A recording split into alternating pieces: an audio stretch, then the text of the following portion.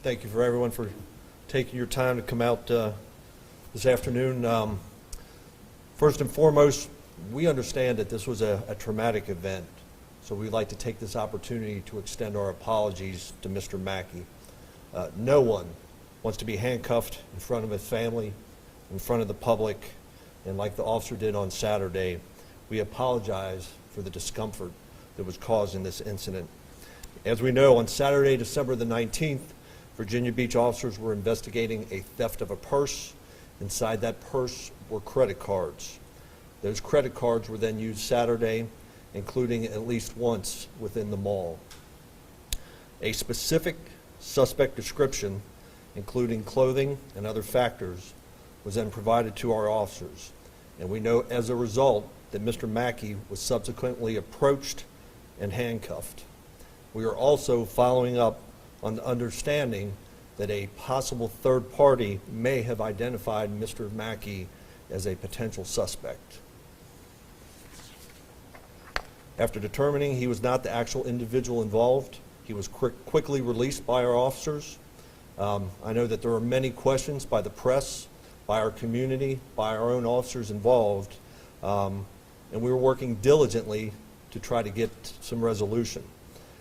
Is an imperative that we get as much information as possible, so we are still conducting interviews and trying to obtain all relevant video from Saturday.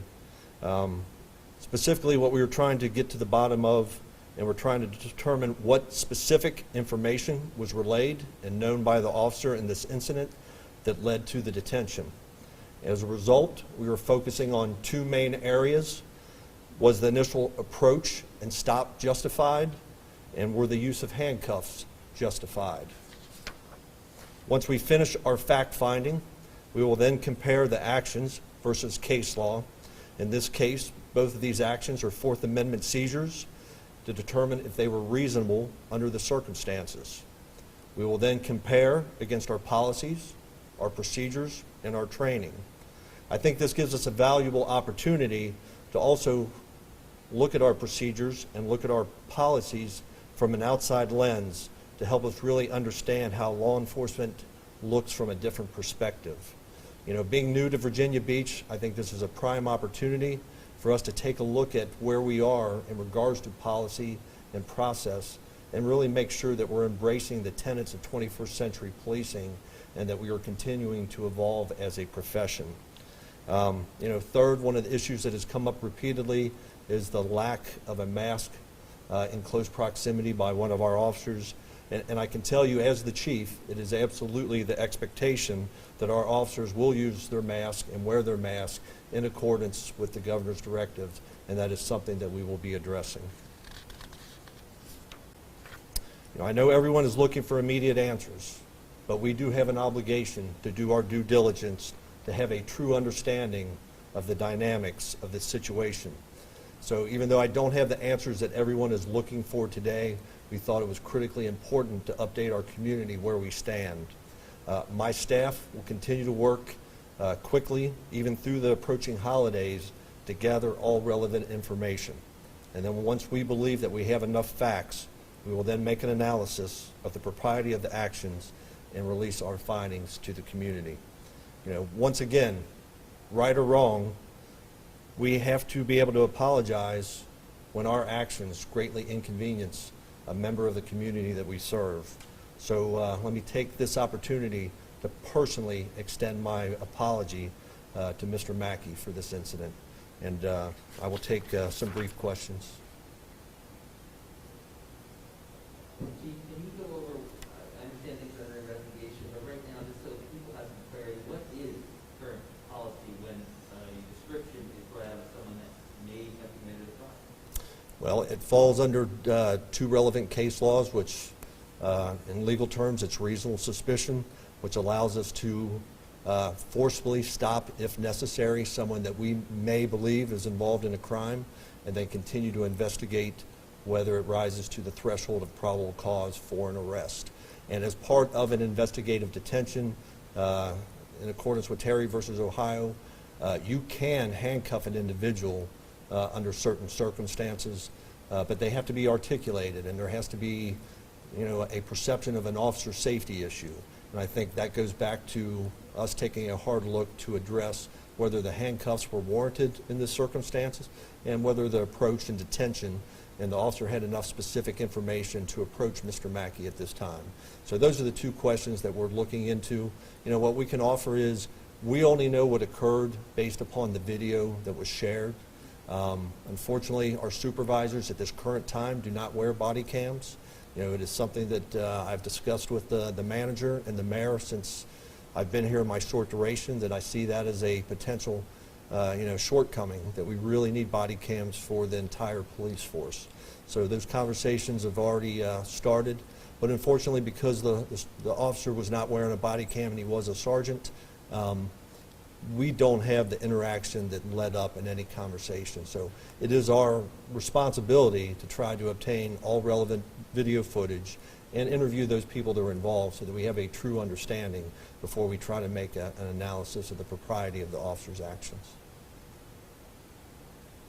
Chief, are you able to give us the exact written description? And there was also another group of men in the video in the corner with your officers talking to a man with dreads as well. Can you give us some understanding what happened with that case and the description, the exact description that came? Not at this time, and that's why you got to understand this happened Saturday. It came to light yesterday, and my staff has been diligently working on it since early this morning, but we are not in a position to really discuss the nuances of what we have. Once we get there, we plan on presenting a much more detailed analysis of what occurred.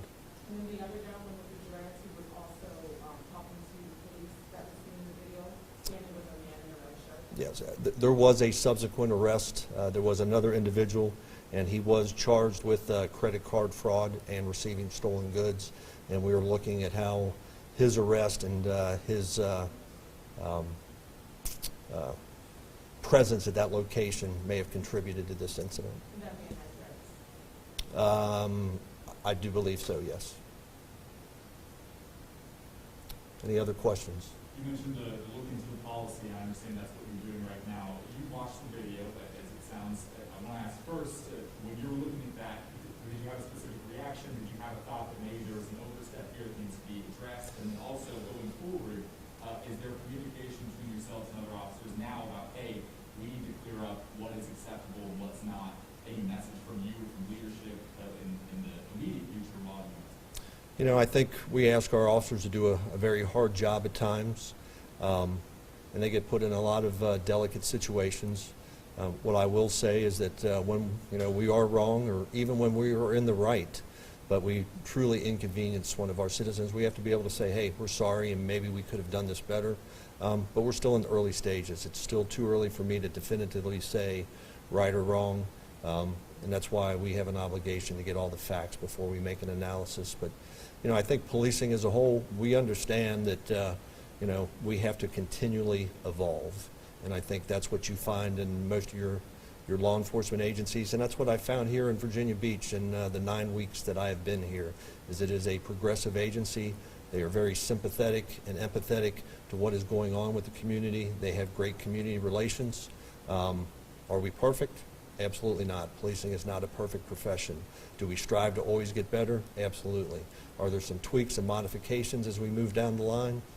Yeah, we'll get there, but what we don't want to do is fracture the relationship that we have with our community. We want our community, our folks, our residents, our tourists to believe in the Virginia Beach Police Department, that we're always going to do what's right.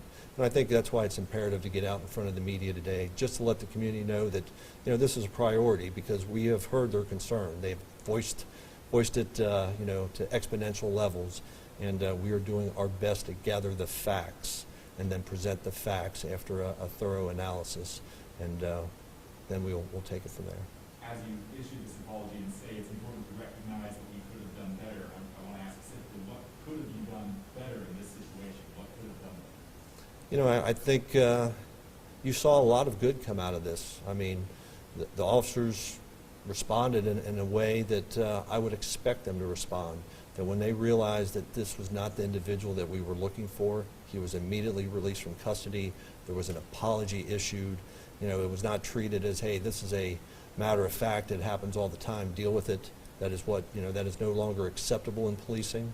And I think what we saw out there was a very professional response from the officer after he realized that based on the facts and circumstances, that this was not the individual. But like I said, we still have a lot of investigation to do. We need to make sure we have all the relevant video, and we've talked to all the necessary folks that we have context, and then we'll do an analysis of the propriety of the officer's actions. So I thank you all. You guys have a good day. I have not, but I'm glad that you asked. The invitation is there. I would love an opportunity to sit down with Mr. Mackey and talk through this incident and see it from his perspective, and really see if there's a way for us to progress and move forward independent of whatever we find from our investigations. But I think it's important that he hears from the chief that we're sorry that this happened to you. We're sorry that it happened in a public venue in front of your children at the holidays. We truly are sorry, and I do welcome an opportunity if he gets this message to please call, and I would relish an opportunity to sit down. So I thank you for your time. In the interest of transparency, will you commit to releasing camera footage from the mall to the court within the next 24 to 48 hours? Within the next 24 to 48. In the interest of transparency, as it's a public interest? Right. What I will say is I do believe in transparency, and I will release it as soon as I possibly can after we've made an analysis. So, And you said it's an expectation that the officers wear masks. yes. An expectation is not a requirement, or is it? Oh, there is a requirement. Okay. So, and we will, it will be addressed that we're required to wear a mask. We set the standard. We set an example for our community, and yes. Are both officers